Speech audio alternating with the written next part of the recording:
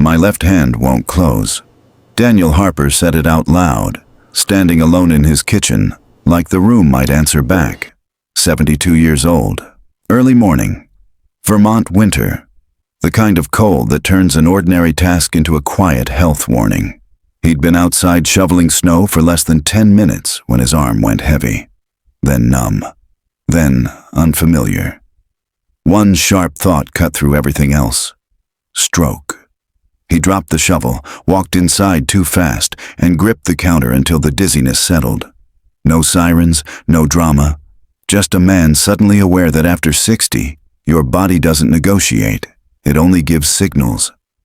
He ran warm water over his fingers. They moved. Slowly. He checked his pulse, counting like he'd seen nurses do. Still steady. Then the house returned to what it always was. Not lonely. Quiet. The house was paid off. The fridge had food. His calendar was full enough, doctor appointments, library days, a volunteer shift at the local thrift store. His life wasn't empty, but it was careful. And lately, that careful life had started attracting opinions. Ever since Margaret Lewis began sitting across from him at the town library book club, people noticed. They always do. His neighbor said at first, half joking, "Dan, why don't you remarry? You deserve someone."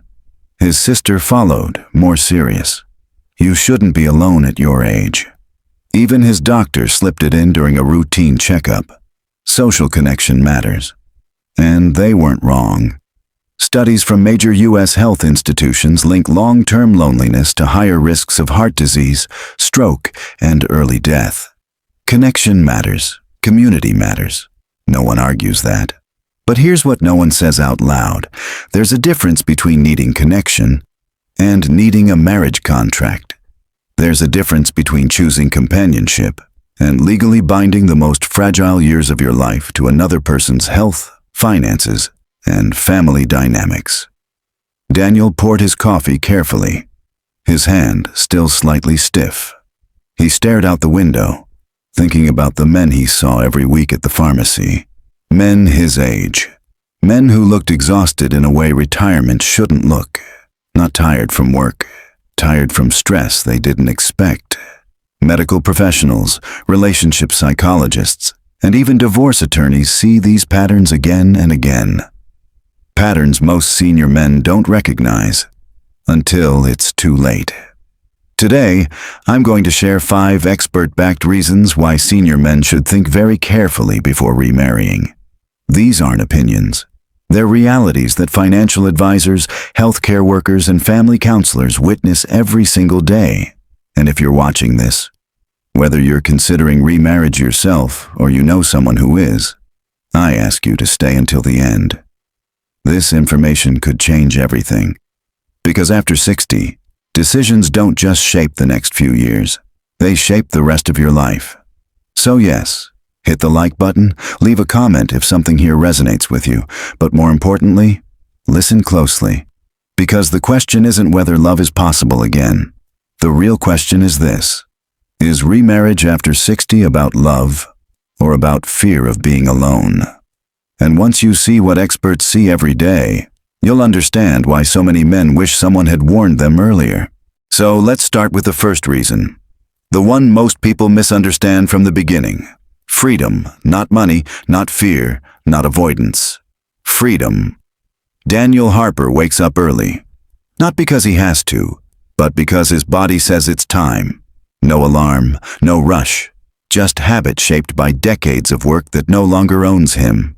He makes coffee the same way every morning. Strong, no sugar. Toast if he feels like it. Sometimes eggs, sometimes nothing. No negotiations, no explanations. After that, he walks. Not for exercise points, not for a smartwatch.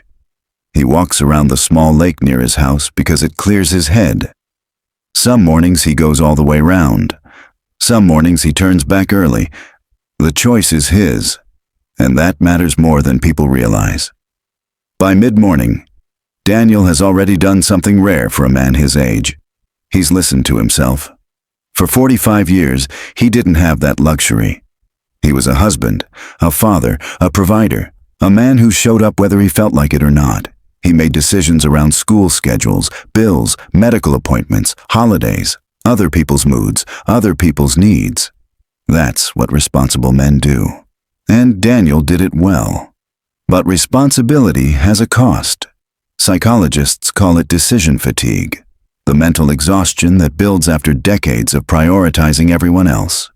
Studies show that long-term caregivers and providers experience higher stress, poorer sleep, and reduced emotional regulation later in life. In plain terms, you don't just get tired, you get worn down. So when Daniel finally reached his 70s, something changed. For the first time, his days didn't belong to anyone else. And that's the part people rush past when they say, "Why don't you remarry?" They hear freedom and think it means selfishness. It doesn't. It means alignment.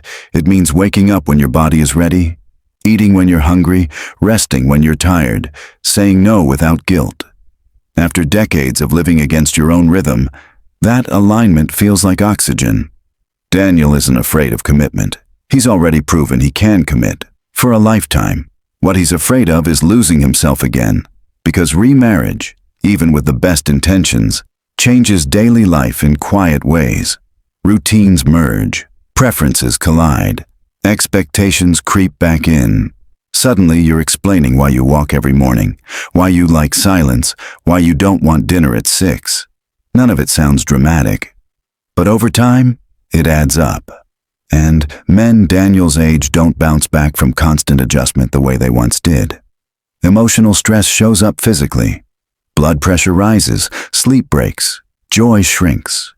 This isn't speculation. Medical journals have linked chronic stress in older adults to increased cardiovascular risk and faster cognitive decline. Daniel knows this. He's felt it before. That's why his freedom matters so much now. Not because he wants to be alone forever, but because this is the first stage of life where he can finally live in sync with himself. And that leads to the truth most people miss. Wanting peace after decades of responsibility isn't selfish. It's human. Daniel still enjoys Margaret's company. He likes her laugh. He likes their conversations. He likes that she doesn't rush him. But he also likes going home to his own space, his own silence, his own pace. Those two things don't cancel each other out. Yet marriage often forces them to compete. That's why this first reason matters more than people admit. Because once freedom is gone at this age, it's not easily rebuilt. Daniel isn't running from love. He's protecting the version of himself that survived responsibility, loss, and time, and finally found balance. And once you understand that, it becomes easier to see why so many senior men hesitate at remarriage for reasons that have nothing to do with fear, and everything to do with preserving who they are now. Because freedom is only the beginning. The second reason senior men hesitate to remarry has nothing to do with money. It has everything to do with family. Daniel has 2 sons, grown men, independent, good lives of their own. One lives in Colorado, the other in North Carolina. They don't ask him for anything. They don't need his help. And that's exactly why this part is harder than people expect. One Sunday afternoon, Daniel sits down for a Zoom call. Nothing formal, just a check-in. Faces on a screen. Small talk, weather, work. Grandkids he sees mostly through photos. At some point, Daniel mentions Margaret. Casually, no announcement, no drama. "I've been spending some time with someone," he says. "She's kind. We get along well." There's a pause. Not anger, not protest, just silence. One son nods slowly. The other forces a small smile. "That's good, Dad," one of them says. But the energy changes. Daniel feels it immediately. He's spent a lifetime reading rooms. This one is quiet in a way that matters. They don't argue. They don't warn him. They don't tell him what to do. And somehow, that's worse. After the call ends, Daniel sits alone and replays it. He realizes something important. His sons aren't worried about money. They're worried about distance. When parents remarry later in life, children often don't fear losing an inheritance. They fear losing access to time, to attention, to emotional priority. Family psychologists have written about this for years, especially in blended late-life families. Children don't always say it out loud. They don't want to sound selfish. They don't want to control their parents' happiness. But the question sits there, unspoken. Where do I fit now? Daniel understands this more clearly than most, because he's seen it play out around him. Friends who remarried and slowly stopped showing up to family gatherings, holidays split, traditions quietly replaced, phone calls that became shorter, then rarer, not because anyone meant harm, but because emotional bandwidth shrinks when lives merge again. Remarriage changes priorities, sometimes without anyone noticing until it's already happened. And Daniel knows something else too. After a certain age, time feels different. There are fewer visits left, fewer shared meals, fewer ordinary moments that later become memories. So even when remarriage doesn't threaten finances, it can still threaten something just as fragile: emotional security. That's the part people don't like to talk about, especially in American culture where independence is prized and adult children are expected to understand. But understanding doesn't erase feeling, and feelings don't follow logic. That's why this second reason matters so much. Because sometimes children don't fear losing money. They fear losing their place in your heart. Daniel isn't choosing between a woman and his sons. That's a false choice. What he's choosing is balance. He wants his sons to know that no matter who enters his life, they are not being replaced. Not emotionally, not symbolically, not quietly. And marriage, with all its legal and social weight, can unintentionally send a different message, especially when time is already limited. So when Daniel hesitates, it's not because he's clinging to the past. It's because he's protecting a bond that's thinner now than it used to be, and therefore more precious. Not remarrying isn't about holding on to possessions. It's about holding on to connection. Because once that emotional thread stretches too far, it doesn't always come back the same. And for many men after 60, preserving family closeness becomes a higher priority than starting over, no matter how well-intentioned that new beginning might be. And as you'll see next, family isn't the only place where late-life decisions quietly create long-term responsibility. The third reason many senior men hesitate to remarry is one few people like to confront honestly: caregiving. Not in theory, in reality. Daniel learned this lesson through a friend named Thomas. They've known each other for over 30 years. Same town, same routines. Coffee at the same diner every Thursday morning. Men who didn't talk much about feelings, but noticed everything. Thomas remarried at 70. Everyone said it was a good thing. He looked happier at first. Less quiet, more social. Then, 2 years later, Thomas's wife was diagnosed with Parkinson's. At the beginning it was manageable. Tremors, slower movements, a few adjustments. Thomas stepped in without hesitation. Of course he did. That's who he is. But Parkinson's doesn't stay polite. Within a year, Thomas was helping her dress, helping her shower, managing medications, driving to appointments 3 times a week, canceling plans, missing sleep. Daniel watched the change happen gradually. Then all at once, Thomas's posture bent. His voice softened. His jokes disappeared. He stopped coming to the diner. When Daniel finally saw him again, Thomas looked older than his age. Not sick, drained. One afternoon, Thomas said something that stayed with Daniel. "I don't regret loving her," he said quietly. "But I didn't understand what I was signing up for." That sentence matters, because Daniel isn't afraid of caring for someone. He's done it before. He cared for his first wife through illness. He understands devotion. He understands showing up when it's hard. What he's afraid of is something else entirely. Being legally bound to a responsibility that has no exit, no pause, no shared support. At a stage of life where his own strength is no longer unlimited. There's a difference people rarely acknowledge. There's a difference between choosing to care and being legally trapped into it. Marriage removes options. It turns compassion into obligation, love into liability. And when caregiving enters the picture, those distinctions matter. According to AARP, unpaid caregivers over 65 experience higher rates of depression, sleep disorders, and chronic illness. Men, in particular, often delay seeking help, increasing the physical toll. Daniel sees that now. Caregiving isn't just emotional labor, it's physical, financial, psychological, and it rarely arrives evenly. One partner almost always carries more. Daniel knows that if he remarried, he wouldn't walk away from responsibility. But he also knows something else. At his age, one-sided responsibility can quietly erase what little peace remains. This isn't about refusing care. It's about how care is structured. Love can exist without legal force. Support can happen without total surrender. Help can be given with boundaries and with systems in place. Voluntary care allows for shared planning. Outside help, honest conversations about limits. Legal obligation doesn't ask what you can handle, it simply assumes you will. And for senior men, that assumption can be dangerous. Daniel still believes in showing up for people he loves. That hasn't changed.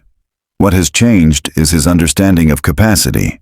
He knows his body won't recover the way it once did. He knows exhaustion hits harder and lasts longer. He knows stress now shows up in blood pressure readings and sleepless nights.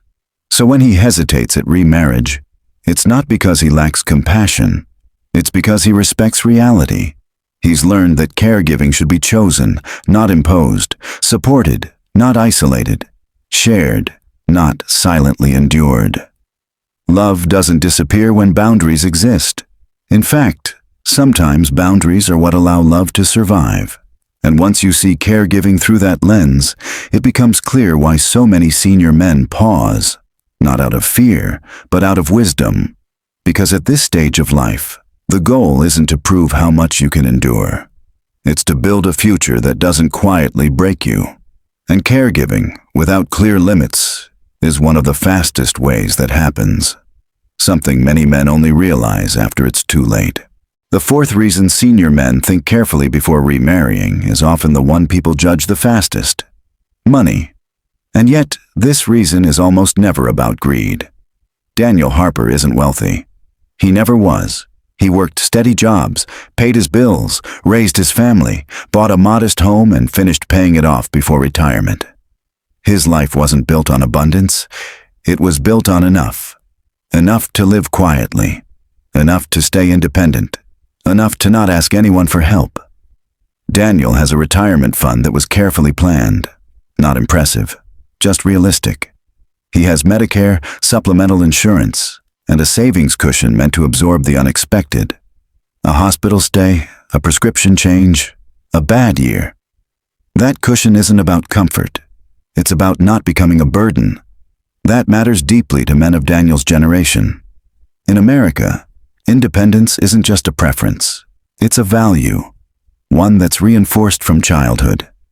Take care of yourself. Don't rely on others. Don't put your problems on your family.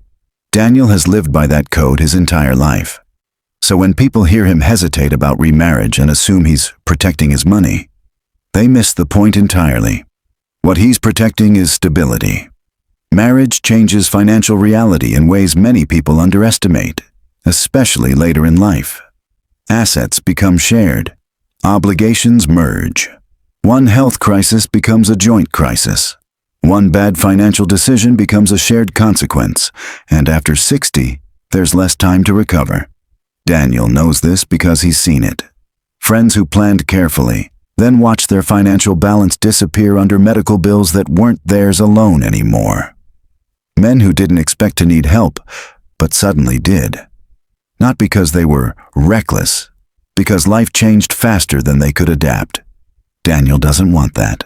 Not because he's afraid of sharing, but because he understands something most people avoid talking about. When stability collapses late in life, it doesn't just affect you. It affects your children, your partner, your dignity. That's why he plans the way he does. He wants to remain self-sufficient for as long as possible. He wants to pay his own way. He wants to choose care if he needs it, not force someone else into rescuing him. And that's where this reason becomes deeply American.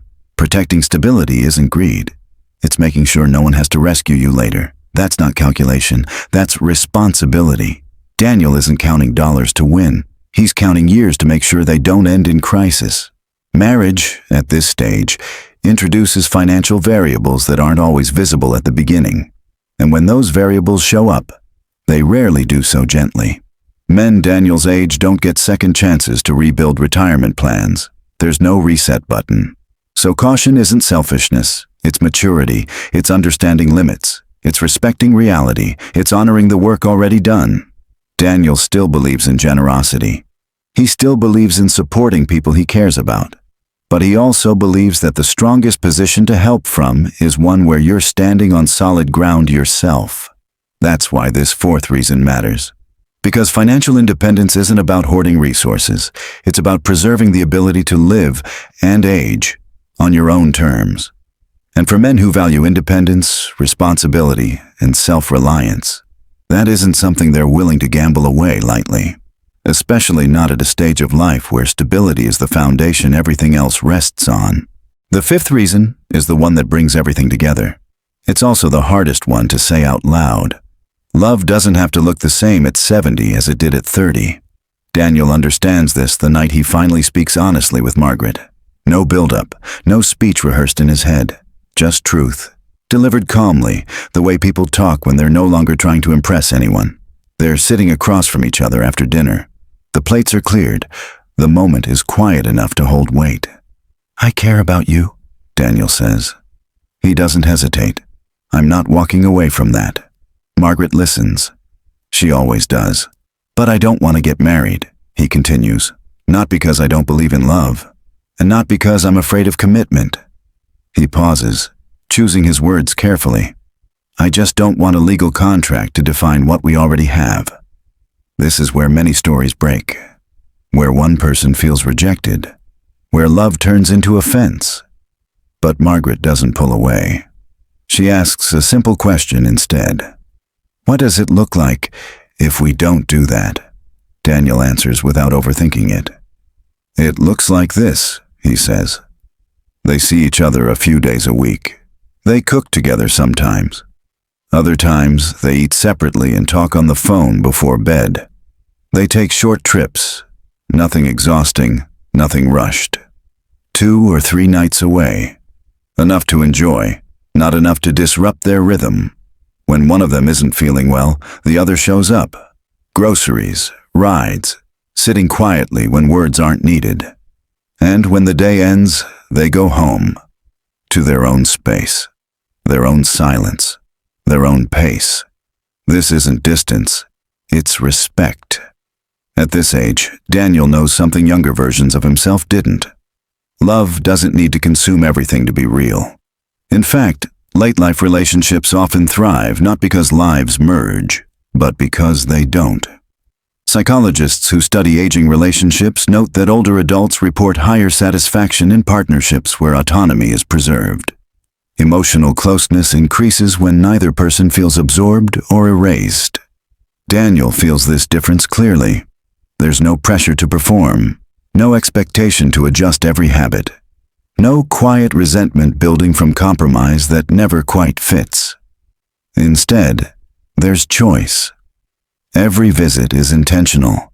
Every moment together is wanted, not assumed, and that changes everything. This is the part many people struggle to accept. They equate marriage with seriousness.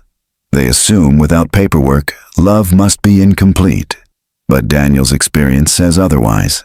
After 60, love isn't about building a life from scratch. It's about honoring the lives that already exist. He isn't rejecting Margaret. He's rejecting the idea that love must follow a script written for a different season of life. He knows what marriage demands. He's lived it. He respects it. But he also knows that peace, once earned, shouldn't be traded away out of habit or expectation. And that's where the truth becomes simple and powerful. At this age, love isn't about merging lives. It's about respecting them, respecting history, respecting limits, respecting the person someone has become. Daniel still believes in love, deeply. He just believes it doesn't need witnesses, signatures, or legal language to be valid. What it needs is honesty, presence, mutual understanding. And when love is built on those things, it doesn't weaken without marriage. For many people, it finally becomes strong enough to last. So let's be clear about what this story is, and what it isn't. This is not an argument against marriage, and it's not a celebration of being alone. Marriage has brought comfort, stability, and meaning to millions of lives. For many men, it was one of the most important commitments they ever made. But timing matters, and stages of life matter. What works at 30 doesn't always fit at 70. Daniel Harper's story isn't about rejecting love. It's about choosing the form of love that fits the season he's living in now. A season where energy is limited, time feels heavier, and peace becomes something you don't want to gamble with. After 60, life changes the rules quietly. You don't recover from stress the same way. You don't bounce back from emotional weight as easily. And decisions don't just shape your future. They shape how you live out the rest of your life. That's why this conversation matters. Not because remarriage is wrong, but because automatic remarriage can be. Daniel didn't say no to companionship. He didn't shut the door on closeness, care, or shared moments. He simply chose a version of love that didn't require him to give up the balance he spent a lifetime earning. And that distinction matters more than people realize. After decades of responsibility, as husbands, fathers, providers, and caretakers, some men finally reach a place where they can live in alignment with themselves, with their bodies, their emotions, their limits. That doesn't make them selfish. It makes them honest. There is no single right choice after 60. Some men remarry and thrive. Others don't, and thrive just as much. What matters is why the choice is made. Is it driven by clarity, or by pressure, by genuine connection, or by fear of quiet? Because quiet isn't the enemy. Loneliness can hurt, yes, but loneliness and solitude aren't the same thing. One drains you, the other can restore you. And too often, men confuse the two, then rush into commitments they never fully examined until it was too late. So let me ask you something. Have you considered remarriage? Do you know someone who remarried after 60? What was their experience? Leave a comment below. Share your story. Your perspective, your lived experience, might be exactly what another man needs to hear right now. If this message resonated with you, take a moment to hit the like button. Share this video with another senior man who might be standing at the same crossroads. And if you want more thoughtful conversations about senior relationships, health, and emotional well-being, don't forget to subscribe. You've already earned your wisdom. Now it's time to use it to protect your peace. Thank you for watching. Take care of yourself. And remember, you deserve happiness on your own terms.